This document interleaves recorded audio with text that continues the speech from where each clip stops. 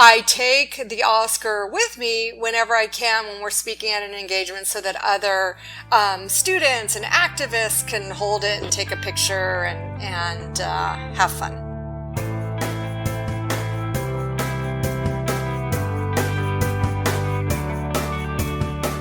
Welcome to Zestful Aging, where I talk with fascinating, talented, and influential guests who reflect on the adventures and challenges of aging and who are living their lives with vibrance and purpose.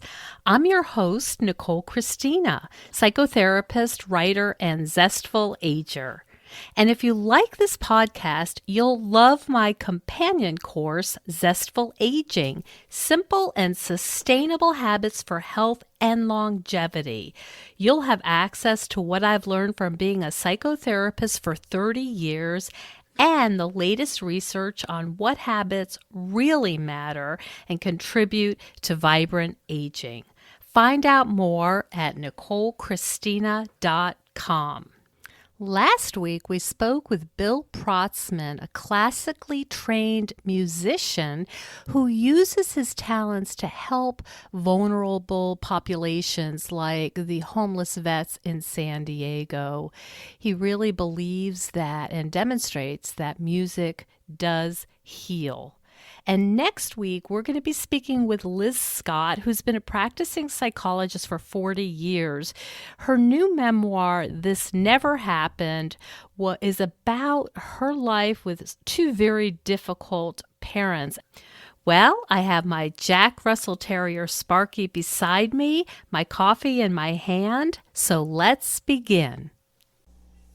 Today we have a special treat for you. We are speaking with Melissa Berton, who is the Academy Award-winning producer for Best Documentary Short for Period, End of Sentence, and CEO of the PAD Project, a nonprofit organization dedicated to the principle that a period should end a sentence, not a girl's education. Welcome to the show, Melissa. Thanks so much. Thank you for having me. I'm delighted to be here. Congratulations on your Academy Award. Thank you. It still sounds surreal when you say that. Oh, it's unbelievable. I mean, what an amazing accomplishment. And I wanted to give our listeners a little background that you're an English teacher in LA and you ended up making this film. Tell us the story about how this film got going. Sure. So it's been a project that's about 6.5 years in the making, and it's still going on. And I am a high school English teacher, and I'm also the faculty sponsor for an organization called Girls Learn International. And Girls Learn International is an organization which seeks to give high school students a voice in the movement for equal access to education for all genders worldwide. And girls around the world are educated to a lesser degree than boys are for a variety of reasons. And as part of Girls Learn International's program, they send high school students, 16 years old is the youngest you can go, to the United Nations, to the Commission on the Status of Women, to participate as actual delegates in sessions where we discuss obstacles to girls getting equal access to education. And it was at one such conference where my students and I learned that one of the main reasons that girls drop out of school is because of the lack of affordable and accessible hygienic pads with the onset of menstruation. And so because of staining a uniform, because of toilets that are far away, and various other reasons, forced child marriage, they quit school once they begin to menstruate. And so my students and I thought, that is not okay with us. We need to raise awareness about this issue. We felt ashamed and surprised by our own ignorance. It's something that should be so obvious, and what should be education, of course, is so important for advancement. And we perhaps because we're from Los Angeles, we immediately thought what we need to do is make a film to raise awareness about I this. see. So you were involved in advocacy for girls and women before the idea of this film came along. You were Yes. sending your students to the UN. Yes, and as an English teacher, I'll just say that I would see which students of mine, just because we would read texts from various countries, because I teach world literature, where the heroes were often female, or maybe where female figures were not getting a fair shake at society. I'm thinking of Nora from Ibsen's A Doll's House. I'm thinking of Hester Prynne from The Scarlet Letter. And I could tell by the way that some of my students would react to the injustices that the female figures faced. I would say, hey, there's this organization called Girls Learn International. Are you interested? And lo and behold, they were very interested. And so we became this chapter at our school, which is Oakwood School in Los Angeles, and we started going to the United Nations and advocating for girls' education.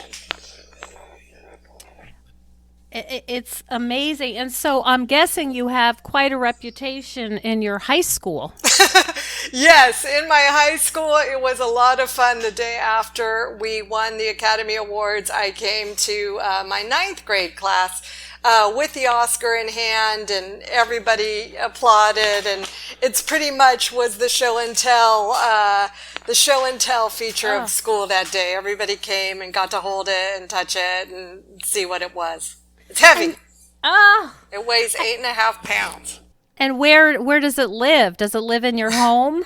It actually lives in a book bag from my school, because as part of the PAD Project organization, which is the nonprofit that sort of housed the funds to make the movie that the students and I all are a part of, and students who have graduated continue to be a part of, we go to other high schools around LA and indeed around the United States.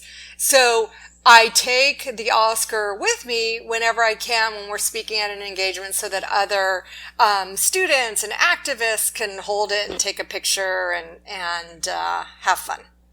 I know that this is probably impossible to put into words, but what effect has this had on your students?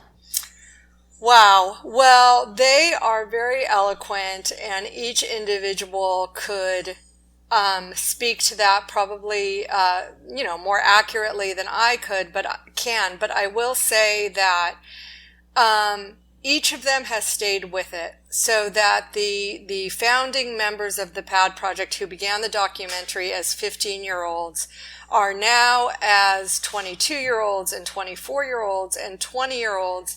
They're all on the staff of our nonprofit organization, working on the marketing, the social media, traveling to different places around the country to advocate.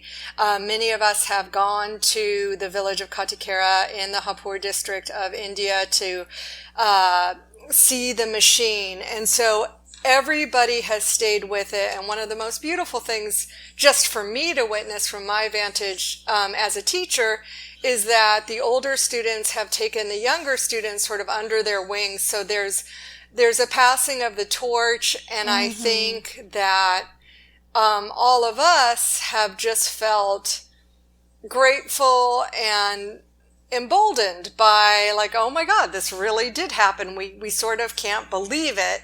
And so we feel responsible to encourage and support younger people who are now younger than they are, because they were 15 when they started this movement. So I think they all feel a responsibility and also a joy in bringing younger voices, because they started when they were young. Could you tell the story and describe to us about going to India for the first time with your students? Absolutely. So our director, Rika Zatab, she had filmed the installation of the pad machine and then the effect of the pad machine um, on the village community over a 6 month period. So, in other words, when she first went to film the first part of the film, I'm talking about the documentary now, period, end of sentence. She captures the attitudes of the village and the community before the pad machine is even opened and before the women are working at the machine. Then she came back 6 months later to see have the attitudes toward menstruation changed? And yes, they have, remarkably. And what is the business model like? And what's happening in the village? Then, 6 months after that, we had our first cut of the film, our first film ready to show. And we were able to screen it at the United Nations, which was a kind of full circle thrill for all of us and privilege. And then the students and I went from the United Nations to the Hapur district to Delhi, where we were able to travel to the village and actually screen, period, end of sentence, screen the film for the women of Katikera for the first time. And we were very nervous. And there is a language barrier, so we're all English speaking. They speak Hindi. We worked with an NGO, Action India, who absolutely facilitated everything. And they were our translators on the ground, and we projected the film onto a bed sheet in one of the homes, and there were about 60 or 70 of us who gathered round and just watched, and we sat together and laughed and cried, and it was one of the more profound experiences of my life, and I know of the students' lives as well. Oh my goodness, Melissa. I have chills right now trying to imagine this and all of the emotions that must have been going on. It really was, because it had almost seemed like we had been talking and communicating with Action India, who in turn were communicating with the women in the village, who we could see and sort of Skype with on some occasions if they would. So the village where the documentary is set is about 40 miles, but like a couple hours away from Delhi. But sometimes they were able to travel, so we could Skype, and we communicated through a translator. But it had this unreal feeling. So to actually go to the village and touch the pad machine and hug the women and like see that this had all happened was really rewarding and magical, and just a wonderful experience. And the two women, I don't know how many in your audience may have seen the film or not, but we're proud that Sneha, who's an aspiring police officer in the film, was able to come to Los Angeles for the Oscar ceremony, and also Suman, in whose house the pad machine lives, was also able to come, and this was their first time traveling. It was the first time not only in an airplane, but the first time they had even left their village of Katikera. They hadn't even been as far as Delhi, so you can imagine the sort of culture shock, but they were very excited about the trip to Los Angeles, and we were able to have some of our Action India team also come, and so it was a great celebration for all of us. It's really unbelievable the ripple effect Yes. that this idea has had on so many lives. Yes. Even from what I understand, some of the men in this town. Yes. I think for those who have seen the film, you'll see that the men don't even know what a period is, or at least don't want to say if they know. They think it's an illness that maybe happens to women. And by the end of the film, the men of the village are engaged in working on the machine and making pads. One of them says, "I made a good pad." And at first, Am I right? They thought they were making diapers. Correct. They thought they were making Huggies diapers. Yes. Mm-hmm. Yes. Mm-hmm. So that was their entree. And then they they learned the truth. And Exactly. how was that? It's actually been wonderful, and it is something that it's something that we discovered as one of the best outcomes we could hope for with the pad machine, which is to say that it sort of shredded this kind of taboo, which we have in the United States too, around menstruation. And so suddenly people are talking about it, and it's an accepted natural fact. And so whatever we can do here in the United States to, or anywhere, to tone down the shame associated with what is, after all, a natural and life-giving process is good. So we were very thrilled about that aspect of the machine. With all of this impact, and it's just amazing story, how is it for you to be an English teacher at this point in your life? It's wonderful. I love teaching, and people ask me, "Oh, are you still going to teach?" And to be perfectly honest, there is a lot of work with the PAD project, and I don't know how I'm going to do everything I need to do time-wise, but I would never want to not teach. There's a double negative for an English teacher, but I would, because that's what keeps me in touch with the students who make me braver and better. And I love being in that community. So that's where it all sort of begins with me. So to step out of the classroom is just not something I really think about at this point. Hi, Zestful Agers. I'll be attending the International Federation of Aging's 15th Global Conference on Aging in November of 2020. And if you're interested in improving your understanding of age-friendly environments, debating solutions to address inequalities, confronting the reality of ageism, and delving into what it means to enable the functional ability of an older person, head over to ifa2020.org to find out more. There's an early bird special on until the end of the year, so take advantage and join me in Niagara Falls. I'll see you there.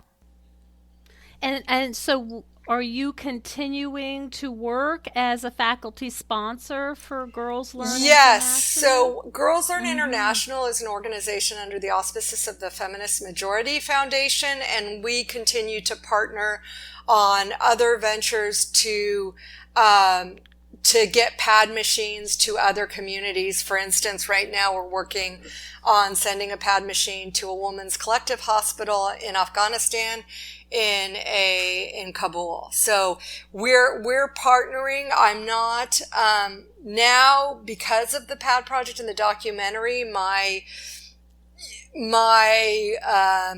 work with Girls Learn International and the Feminist Majority Foundation, and as a faculty sponsor, has sort of, now I'm the pad project lady, so it's not as broad as it was in terms of all of the advocacy that goes on with women's rights. So, but I'm focused on menstrual health management particularly now.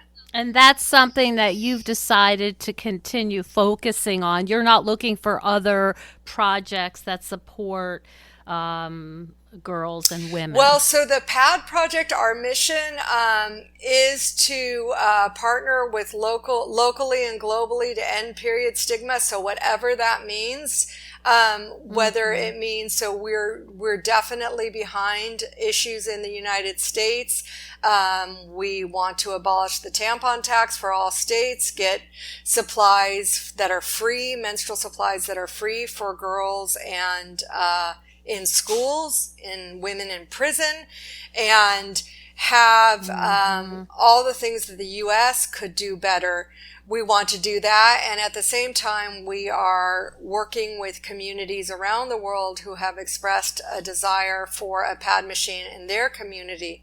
So since the Oscar win and that moment on the world stage, we have heard to date from 94 countries, from every continent and countries you might not expect, wanting a pad machine in their village or city or community.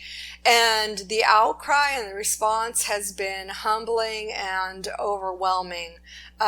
We've heard, and we've also heard from countries and communities and institutions who would love to partner and say, hey, we would like to sponsor putting a machine here. We've heard from schools in the United States where you don't think about it so much in the United States, but in fact, we've heard from several schools where the school nurse and teachers are paying out of their own pocket for pads and tampons for their students, and we certainly think there's no call for that. We know that in lower socioeconomic areas throughout the U.S., when free sanitary napkins were given in dispensers in the bathrooms, attendance went up. So it's something we're committed to supporting, kind of a menstrual justice platform, across, wherever we can, however we can. And that's why we need all these students, because they have they're the worker bees. Yeah, exactly, and they're brave. They're very brave. Oh. And you say brave, you've used that word a few times, and I'm wondering, what kind of resistance have you met? A lot. It is a sensitive topic in the United States and everywhere. And it's a topic people feel uncomfortable talking about. And generationally, I realized that I had my own baggage with it. So that, for instance, when the students would say, we want to talk about the PAD project at a school assembly, and we're going to say what we're doing, and we're going to do this, I actually, to my own embarrassment now, I would say to them, no, please don't do that, because out of a certain protectiveness, I felt they would be the targets of embarrassment.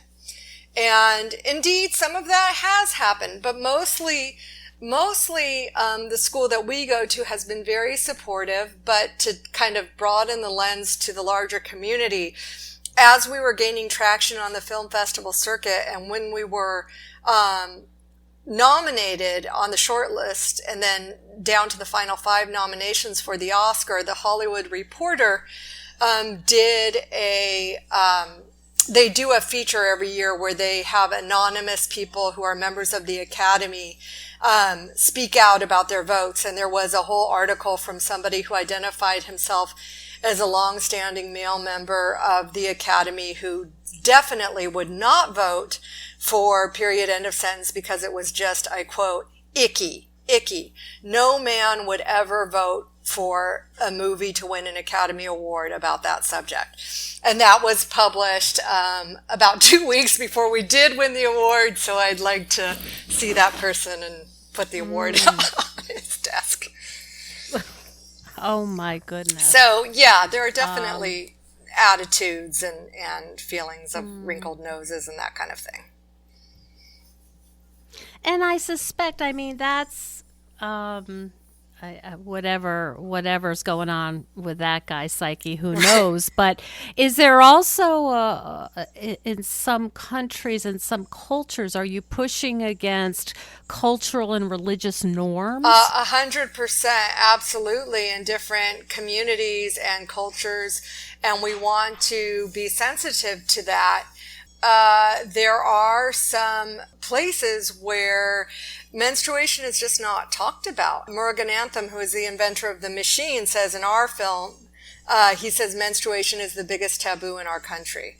When our director went to Katikera to film it, she found that mothers had not talked to daughters had not talked to sisters or friends. It's sort of like you got your period and you may not know what was happening, literally. And then, maybe a friend or someone would sort of give some kind of, nod to it or say, but there's a lot of different beliefs throughout the world that it's dirty blood, that it's cursed, that you are dirty. And this goes back in Western tradition too, to biblical times.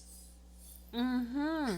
Yeah, I was just thinking. I'm aware that in some sects in Judaism, Yes. Women who are menstruating have to sit in a separate place in the synagogue. Right. That goes to the idea that women need to be segregated for a certain amount of time when they have their period because they're considered unclean.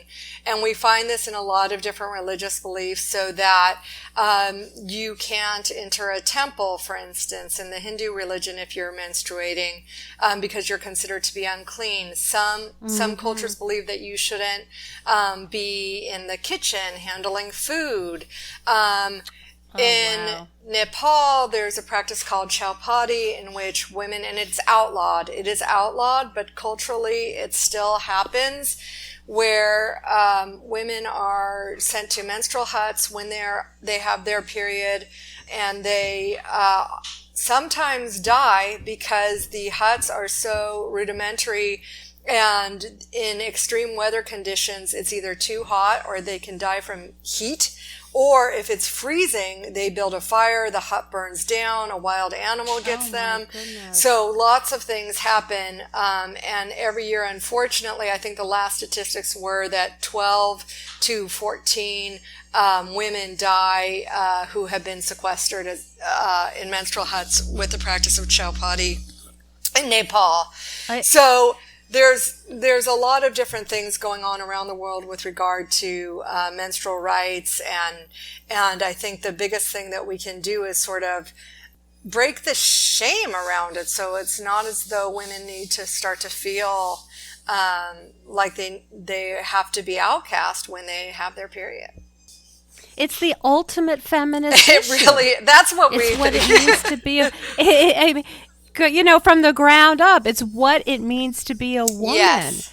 And it's just fascinating to hear you describe these practices that are still going on and still really speak to the fear and the misogyny in the world. It's unbelievable. Yeah, it really is. It really is. And it's funny because again, around the time right before leading up to the Oscars, people were like, this is your moment because of Me Too and Time's Up. And I'm thinking to myself what you just said, which is like, hello, this moment for women and girls, begins since the beginning of the human race. So so this is where it all begins. And so if we can all at least begin to talk about it and appreciate differences that are bound to arise in cultures and religions, but also to make sure that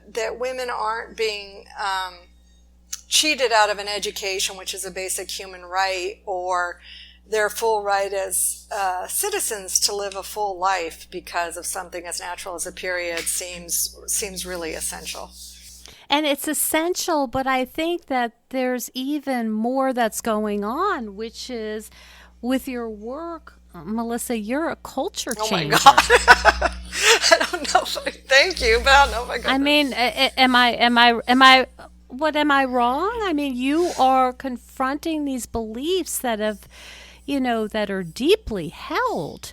And it's one thing to bring in a pad machine, and we didn't get to the part where there's an economic part that's really helpful and beneficial and all this other good stuff. But, this goes even deeper than, okay, now you can go to school because you have a sanitary pad. That is true. I mean, ultimately, does that freak you out a little bit? It does, but in a good way. It's a good freak out. Yeah. Because yeah, but it's true. that that felt what you're saying felt especially kind of real and profound in those first couple weeks, and still ongoing, because the outreach that we have experienced since that moment, sort of on the world stage with the Oscars, where just so many people can relate on so many different levels and have wanted to reach out. So it's just this overwhelming feeling of like, wow, this is really the time, a past time, overdue time for this conversation to be happening on the global level. You've gotten a lot of attention. I saw you were on The View and interviewed by CNN and lots of major media focus. Yeah, I think it's because it's so common that, half of the population experiences a period, and so I think everybody can relate to it. It's one sort of phenomenon that I loved about this, or that I continue to love about this whole experience, which is touching, is that a lot of fathers, men, have approached me or other people involved with the PAD project to say, hey, thanks for giving me a platform so that I can like watch the film and talk to my 14-year-old daughter in a way that feels comfortable, because I felt shut out, or I felt embarrassed, or I didn't know how to talk about menstruation with my daughter or my sister, or maybe even my wife. And so to have a film where it's just kind of front and center has done that. And I think we have so many more allies too than I think, just like the men in the village, I think men want to be helpful and supportive, and if it's out there in such a way that it's not a topic of shame or embarrassment, then I think that's a way for everybody to sort of link arms and do this together. You know what, it just occurred to me as this is Zestful Aging, many of the guests that I talk to are 45 and over, or speaking about the experience of people are 45 and over. And as you well know, menopause is also, that experience is also stigmatized. 100%. Yes, absolutely. And it goes... So it's like, getting it is a problem and losing it is a problem. Absolutely. And that's so tied in the United States anyway to your power as a woman. If you're not, seen as fertile, you're somehow less relevant than somebody younger, which is just upsetting. And so I see that as definitely linked also. Mm-hmm. Well, the experience of being female. It's Yes. The theme is, what happens in the female body is problematic. It's just a different version. Yeah, exactly. And this So, may be too graphic, but a lot of people ask us, well, why not menstrual cups, which you insert because they're biodegradable, they're possibly more economic depending, and there's some sanitary reasons why that may not work in every community, because you need clean water and other things. But another reason is that insertion is related to virginity and sexual activity, so that's another way. So insertion would be taboo or uncalled for in many communities because a woman's worth is still tied to her virginity. So that's a flip side of the menstrual of the menopause. So it's like your virginity and your fertility equals who you are, when, as all of your listeners know, and as we all know, we're so much more than that. So it's just a fascinating subject. Do you want to leave our listeners with maybe some inspiration in doing a project? And I know you mentioned that you're 50 and you're doing a project that is It's a really big project. It's wonderful and yet has challenges. And many people in our audience are listening and thinking, hey, I've got a lot of years Yeah. left. I'm 50 Yeah. And or I'm past whatever. 50. How do I and how do I embark on this when, there might be some Right. pushback?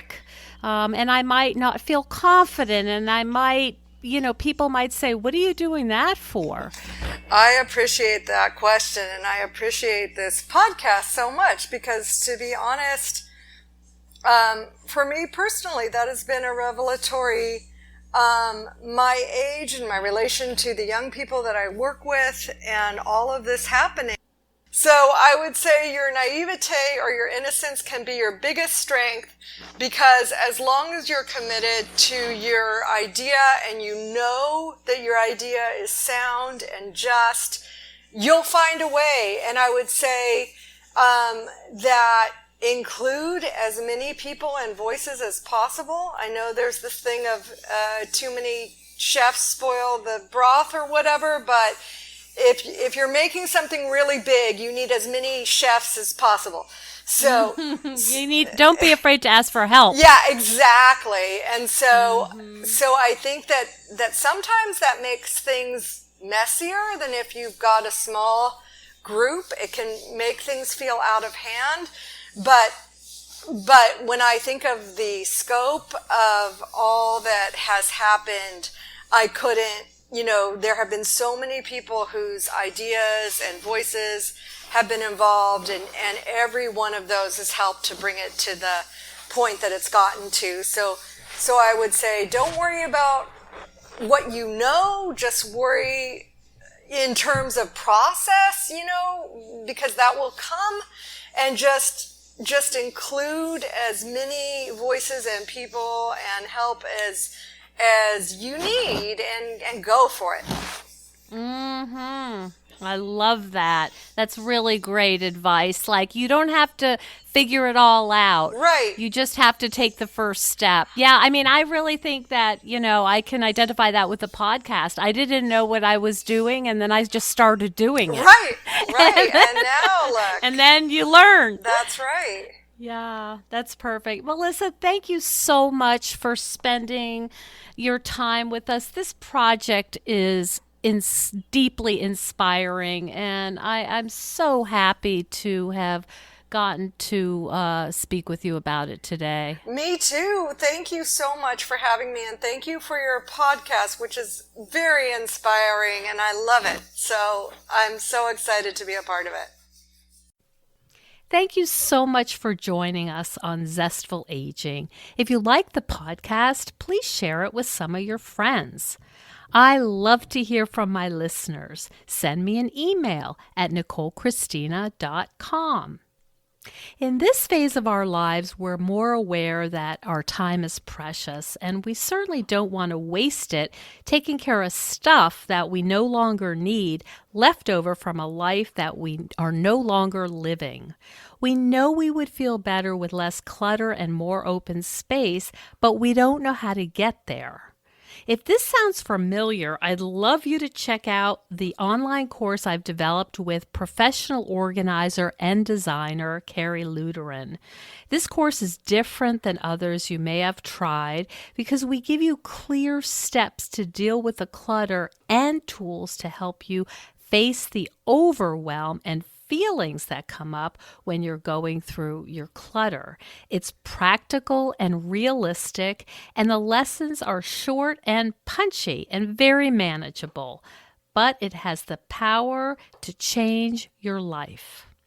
We all deserve to live in a peaceful home without the chaos of too much stuff. Find out more at NicoleChristina.com. And next week, we're going to be speaking with Liz Scott, who's been a practicing psychologist for 40 years. Her new memoir, This Never Happened, is about her life with two very difficult parents and her realization in her 30s that their Martha Stewart lifestyle was a farce and that the family was actually from strong Jewish roots. So stay tuned for those great interviews. See you then.